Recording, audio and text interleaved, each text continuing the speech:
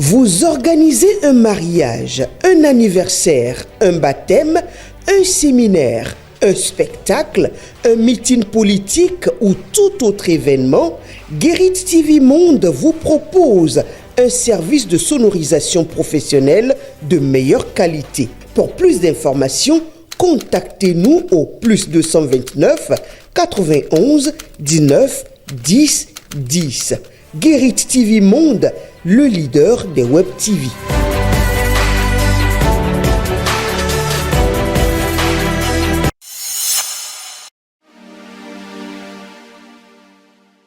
Amis internautes de Guérit TV Monde, lecteurs de Matin Libre, bonjour. Bienvenue dans la revue des titres de votre quotidien en sa parution de ce lundi 31 mars 2025, le dernier numéro pour le compte de ce mois. Grande prière pour la paix et la concorde nationale. Parakou prie pour la libération de Rekia Madougou. Grande prière à Parakou pour la libération des détenus politiques dont Rekia Madougou et le retour des exilés politiques. Une prière dite en faveur de la paix et de la concorde nationale. La dite prière s'est déroulée samedi 29 mars 2025 à la mosquée centrale de Guéma à Parakou. Et puisqu'on parle de prière, célébration de l'Aïd el-Fitr 2025, Brissondi s'adresse à la communauté musulmane. Le message du président du conseil d'administration de l'ONG Club Excellence ADECO et promoteur de la plateforme de communication du réseau africain des artisans à l'occasion de l'Aïd el-Fitr 2025 est à lire à la page 2 de votre journal. Pendant ce temps, critique contre la rupture, qui de la responsabilité de Azanaï s'interroge mon confrère. Depuis sa démission du gouvernement Talon aux premières heures de l'avènement de la rupture, l'ex-ministre de la Défense Candide Azanaï ne manque aucune occasion de porter des critiques à l'encontre de Patrice Talon et son gouvernement. Seulement, l'acteur politique semble ne pas toujours reconnaître sa responsabilité dans ce qu'il présente comme le cauchemar des Béninois aujourd'hui. Autre volet de l'actualité dans la suite de cette revue des titres, Bénin, Journée internationale de la femme. Le système des Nations Unies se préoccupe de la santé mentale des femmes. Le système des Nations Unies au Bénin a célébré l'édition 2025 de la Journée internationale des femmes, dont le thème cette année est pour toutes les femmes et les filles, droit, égalité, autonomisation. Vendredi 28 mars 2025,